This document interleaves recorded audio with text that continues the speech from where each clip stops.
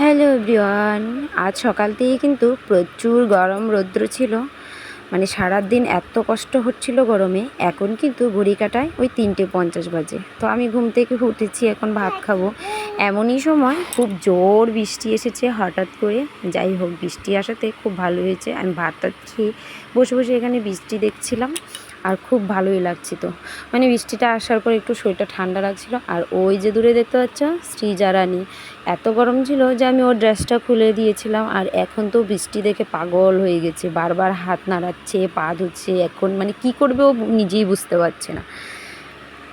তো বৃষ্টিটা কিন্তু সৃজা বেশ ভালোই এনজয় করছে, আর আমারও ভীষণ ভালো লাগছে এখানে বসে বসে বৃষ্টিটা দেখছি। তো যাই হোক, বেশ ভালোই বৃষ্টি হয়েছে। এখন বৃষ্টিটা একটু থামলো, আর আমার এই যে ভাত খেয়ে বসে বসে বৃষ্টি দেখছিলাম। এখন বেশ কটা মেডিসিন আমাকে খেতে হবে। তো চলো, আজকের ভিডিওটা এখানে শেষ করছি। টাটা।